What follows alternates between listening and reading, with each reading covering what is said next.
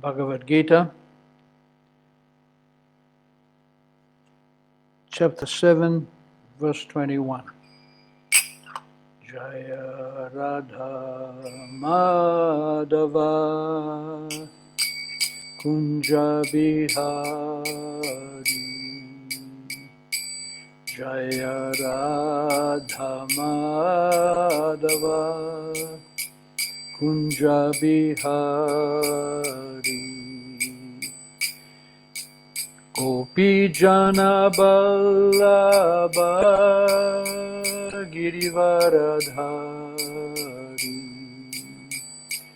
Jaya Gopi Jana Ballabha Girivaradhari Yashodanandana Braja Jana Ranjana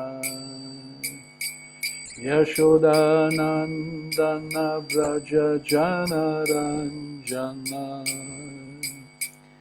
Jamuna Tira Banachari Jamuna Tira Banachari Jaya Radha Madhava Kunja Bihari Jaya Radha Madhava Kunja Bihari Jaya Gopi Jana Ballabha Girivaradhari Jaya Gopi Jana Ballabha Girivaradhari Yashodanandana Braja Jana Ranjana Yashodanandana Braja Jana Ranjana Yamuna Tira Vanachari Yamuna Tira Vanachari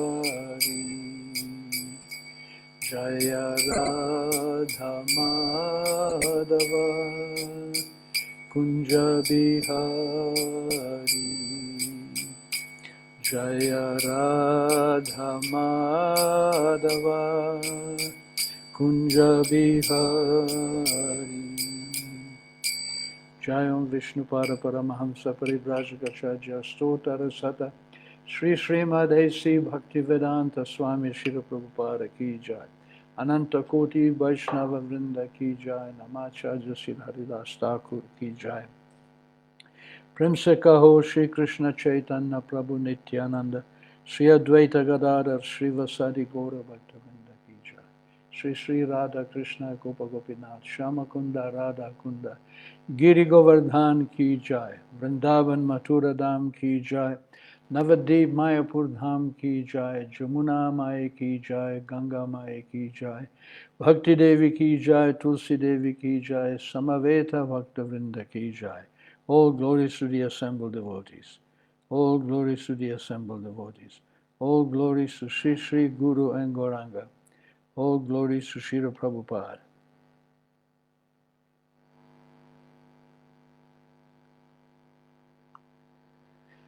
Bhagavad Gita, chapter 7, verse 21.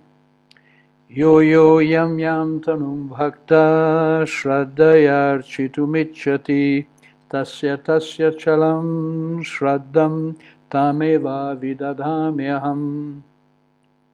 Yo yo yam yam tanum bhakta shraddhayar chitumitchati tasya tasya chalam shraddham tameva vidadhamyaham. Yo yo yam yam tanum bhakta shraddhayar chitumitchati tasya tasya chalam shraddham tameva vidadamyaham. Yo yo yam yam tanum bhakta shraddhayar chitumitchati tasya tasya chalam shraddham tameva vidadamyaham. Ya that, yam which, tanum form of the demigods, bhakta devotee, shraddhaya with faith, architum to worship, ichchati desires, tasya of that, achalam steady, shraddham faith, tam him, eva surely, vidadhami give, aham I. Translation and purport by Srila Prabhupada. I am in everyone's heart as the super soul. As soon as one desires to worship the demigods and make his faith steady so that he can devote himself to some particular deity. Purport. God has given independence to everyone. Therefore, if a person desires to have material enjoyment and wants very sincerely to have such facilities from the material demigods, the Supreme Lord, as Supersoul in everyone's heart, understands and gives facilities to such persons. As the Supreme Father of all living entities, He does not interfere with their independence, but gives all facilities so that they can fulfill their material desires. Some may ask why the all-powerful God gives facilities to the living entities for enjoying this material world and so lets them fall into the trap of the illusory energy. The answer is that the Supreme Lord as Supersoul does not give such, that if the Supreme Lord as Supersoul does not give such facilities, then there is no meaning of independence. Therefore, He gives everyone full independence, whatever one likes. But His ultimate instruction we find in the Bhagavad Gita. Man should give up all other engagement and fully surrender unto Him. That will make man happy. Both the living entity and the demigods are subordinate to the will of the Supreme Personality of Godhead. Therefore, the living entity cannot worship the demigod by his own desire, nor can a demigod bestow any benediction without the Supreme will. As it is said, not a blade of grass moves without the will of the Supreme Personality of Godhead.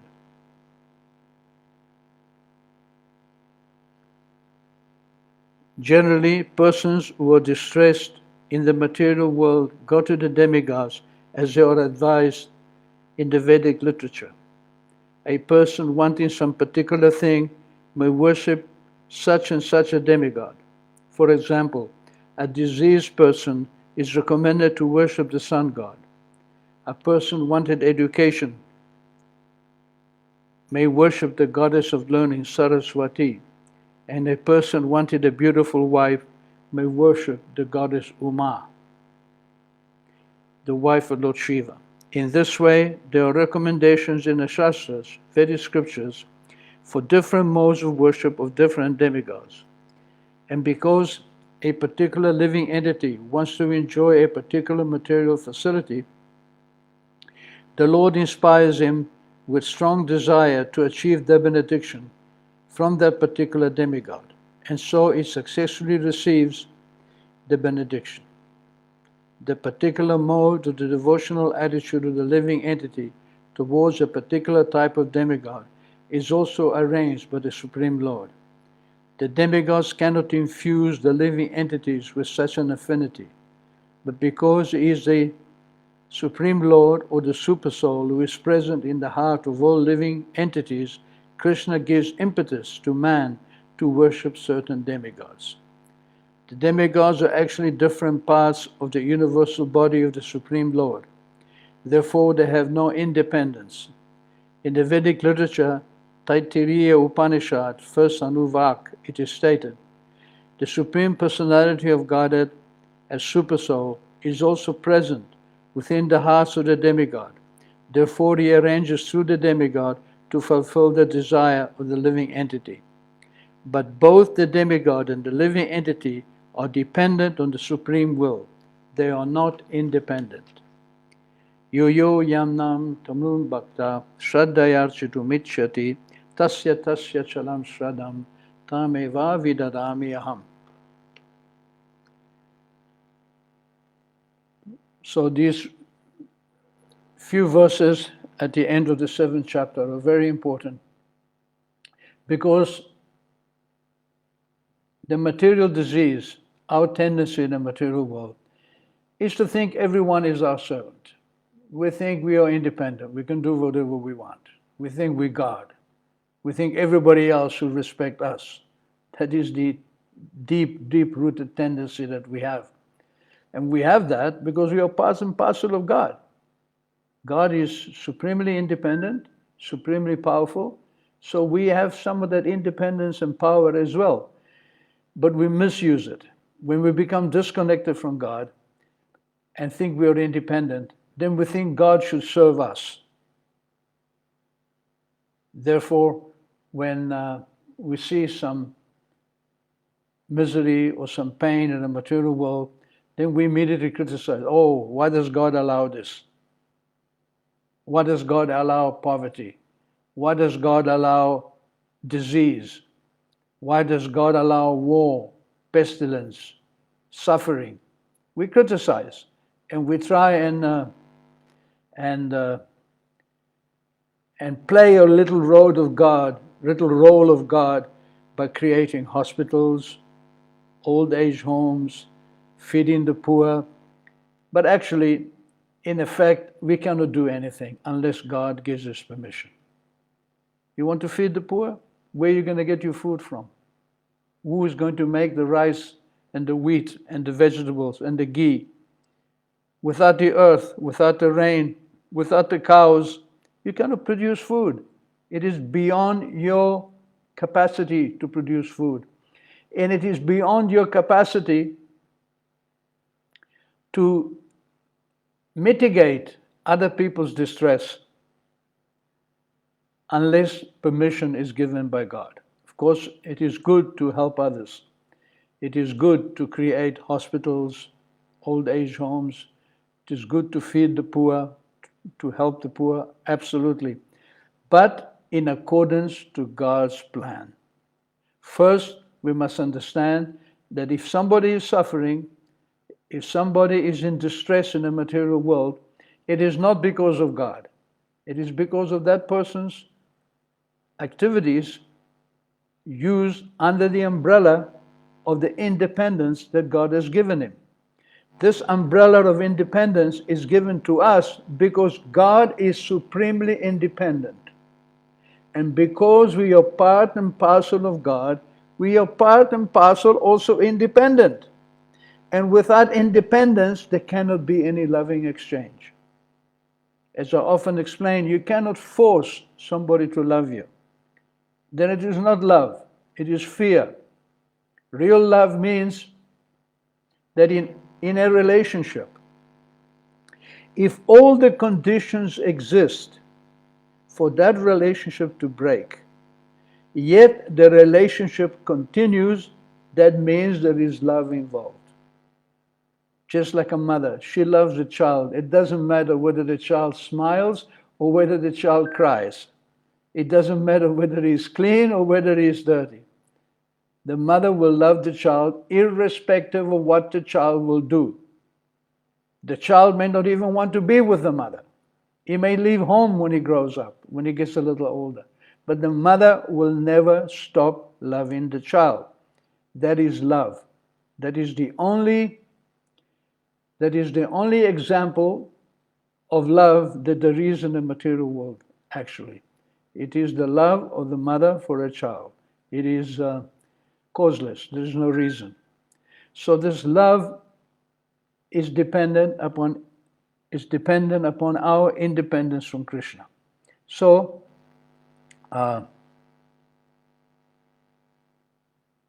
there is a very nice story of Dhruva Maharaj. In the beginning of the creation, there was Swayambhuva Manu, the son of Lord Brahma.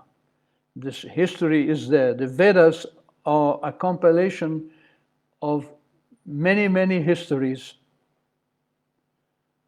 And sometimes there's a criticism from Western scholars that the Vedas, they're not in chronological order. It is mythology, they are stories, they don't fit together.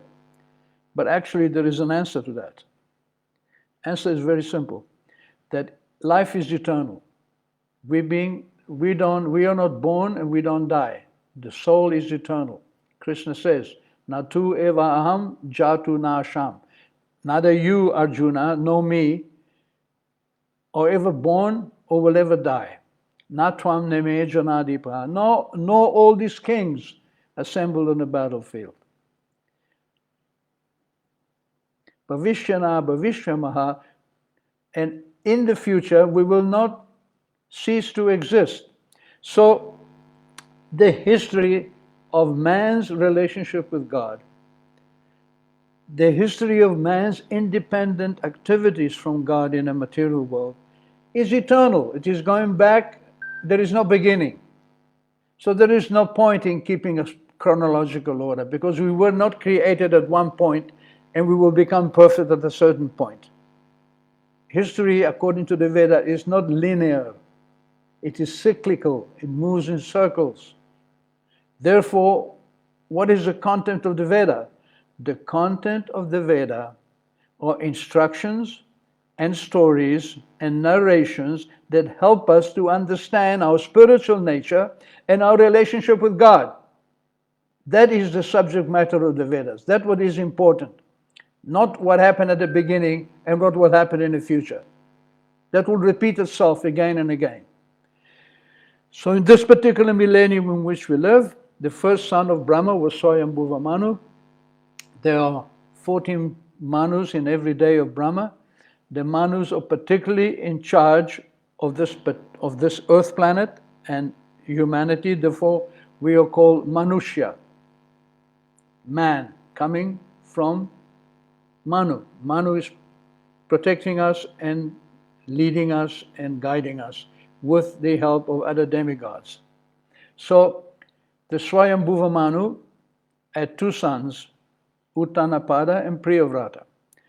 And Uttanapada, he had two queens, Suruchi and Suniti. And from each queen he had a son. From Suruchi he had a son called Uttama, and from Suniti he had a son called Dhruva. Dhruva was actually the eldest son. Suniti was the first wife. But for some reason or another, the king didn't appreciate his first wife. He didn't like her. He was very much attached to the second wife, Suruchi, who was the mother of Uttanapada. So this was the situation. One day in the courtroom of the king, his youngest son Uttama climbed on the lap of his father, and Dhruva, who was just 1 or 2 years older, he also tried to get on the lap of his father, because naturally the children were attached, and the father loved them equally, although he was giving preference to the son of Suruchi, the queen, because he was attached to her. So when Suruchi understood that the king is attached to me more than he's attached to his first wife, she took advantage of the situation. And she told Dhruva, what are you doing trying to climb up on the lap of your father? You're not born from me. You have no chance. You're not better than your brother. You cannot sit there. If you want to be loved, if you want to sit on the throne of your father, you have to take birth from my womb. Otherwise, it is not possible. So these were very heavy words. And in effect, she was telling Dhruva Maharaj that unless you die and take birth in my body, in my womb, you cannot become the king. And he was very much shocked, the little child, he was only 5 years old. So he ran from the throne room and he went to his mother crying, and he told it, and the mother, she heard the story from the different maidservants, and she told the son, my dear boy, unfortunately, I'm not the favorite of your father. He doesn't care about me, he doesn't love me, he doesn't have any affection for me. His whole affection is taken up by my co-wife, Suruchi, and this is the situation. So the Suruchi, she actually told you the right thing, that unless you get her favor, you cannot get the favor of the king. And how to get a favor, or how to get the favor of the king? She said, don't wish her any harm, but pray to the Supreme Lord Narayan. He is the only one who can help you. And this is very good advice. Sometimes when we are perplexed, when the material situation is against us, when we find no way out of our problems, the only solution is to pray to God. Because He's within our heart, He's within the heart of everyone, He's within every atom. He is controlling every minute detail of the creation. He's giving us independence, and He's allowing us to remember and to forget according to our activities. So because He's the only one in control, He's the only one who can help us. Therefore, Suniti, the mother of Dhruva, gave him right advice. And Dhruva asked, so where do I find Narayan? Where do I find God? How can I be in touch with Him to present my prayer? And she said, He's living in the forest. There you can find Him. So Dhruva, although he was a small boy, he was a very powerful Kshatriya. He was, after all, the grandson of Lord Brahma, the creator of the universe. So Dhruva Maharaj was no lightweight. Even though he was 5 years old, he was extremely powerful man, extremely powerful person. And he immediately left home and he went to the forest. So one of Brahma's sons, Narada Muni, who was a great sage, you heard the story that this young prince has left his father's kingdom. He has gone to the forest. So he appeared before him and he said, my dear boy, where are you going? What is your plan? And Dhruva explained to him, my dear sage, I'm so happy to see you. Such a great benediction that I can see you. I want to get a kingdom which is not only my father's kingdom I want a kingdom which is better even than my grandfather's, great-grandfather, Brahma. In other words, you want something beyond the universe, because Brahma's planet is the Brahmaloka, is the topmost planet in the universe. And Dhruva, he had a desire to surpass even that. Practically, he had an impossible desire. So Narada told him, my dear boy, you're very young. It is not so easy to please the Supreme Personality of Godhead. It takes a long, long time, many, many bursts of austerities and meditation to become purified, to understand your spiritual nature, to be able to connect with God. It is not an easy job to do. So I advise you, go back home, wait until you grow a little older, and then you can meditate, you can attempt to regain the pleasure of your father. So in this way, Narada Muni tried to dissuade him. But Dhruva, he did not accept that advice. He said, my dear sage, please don't think that I'm presumptuous, but your advice doesn't sit with me. I cannot understand. I cannot accept it. So there's a very nice lesson to be learned by this. That Narada Muni didn't immediately say, come, be my disciple, I give you instructions. You can easily connect to God by my grace. No, he dissuaded him. He said to him, don't. This is the duty of Guru. The Guru has to test his disciple to make sure that the disciple is sincere and eager and ready to follow whatever instruction the Guru gives. So this was a test. Narada tested him. When Dhruva Maharaj accepted the test and passed the test, in effect saying to Narada Muni that whatever advice you can give me, I will accept it on my head. Please help me, but I will not be dissuaded from my path. Then Narada understood that this prince is serious. So he gave him the mantra. I think it is Om Namo Bhagavate Vasudevaya. He gave him the mantra, told him to go to Madhuvan on the bank of the Jamuna and to practice austerities. And Dhruva did this for many, many years. And for many, many months. and he was able to see the Supreme Lord directly. And when he saw the Lord, he was so ecstatic and so happy, and he realized that actually whatever I asked for, this planet beyond this universe, this kingdom of my father, kingdom of my great-grandfather, it is worth nothing compared to you. Actually, I was looking for some broken glass, and you gave me valuable jewels.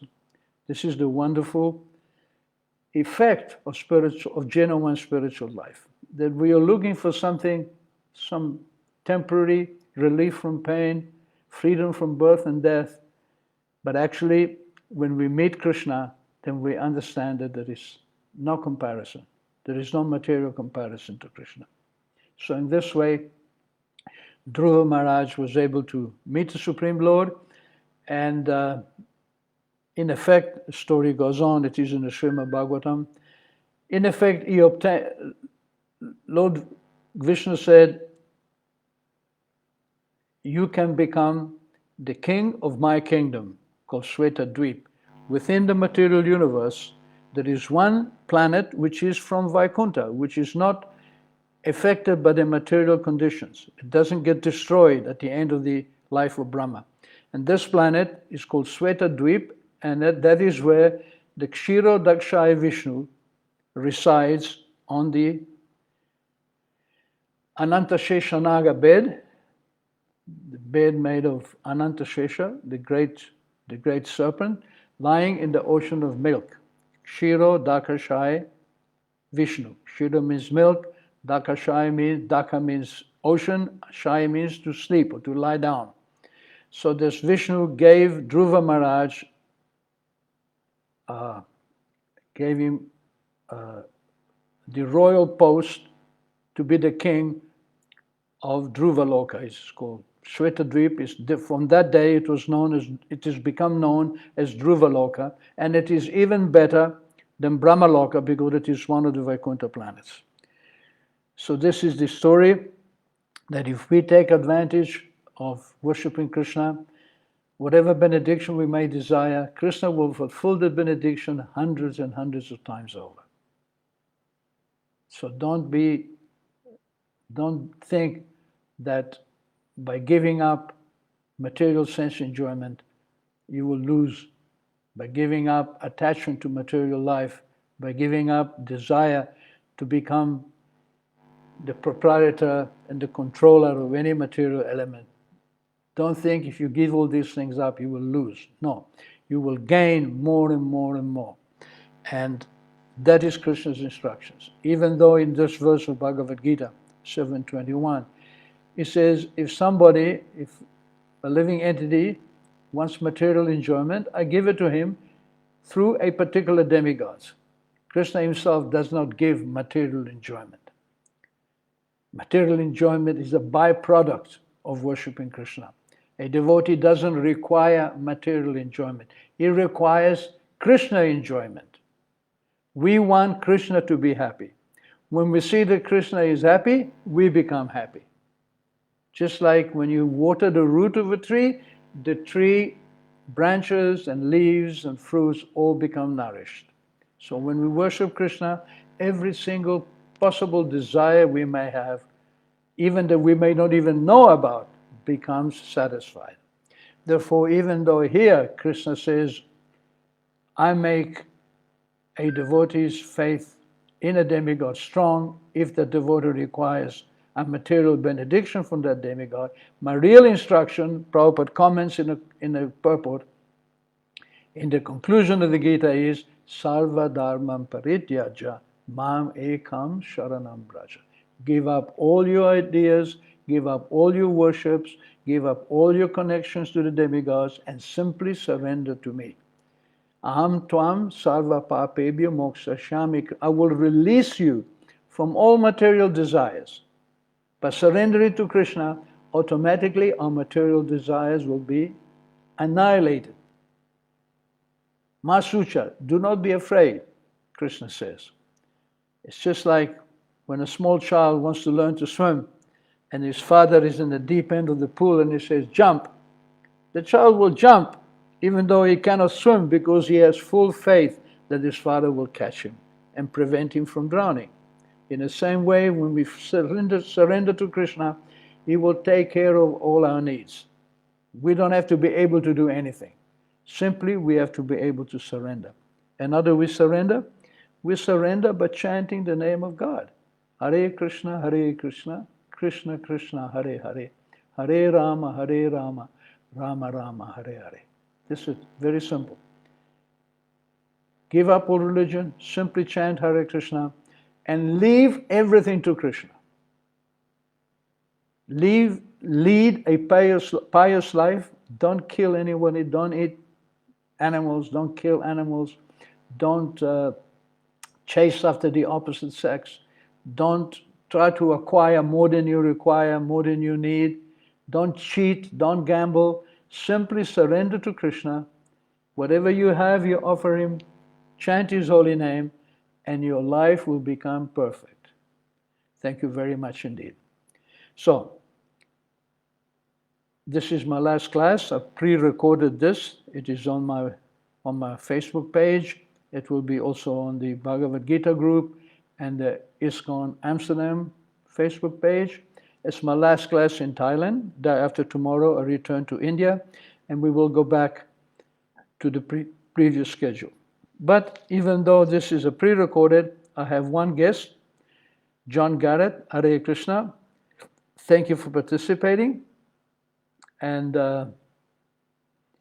if you have any comments, feel free to leave them and I will reply to them tomorrow. Hare Bo, Hare Krishna.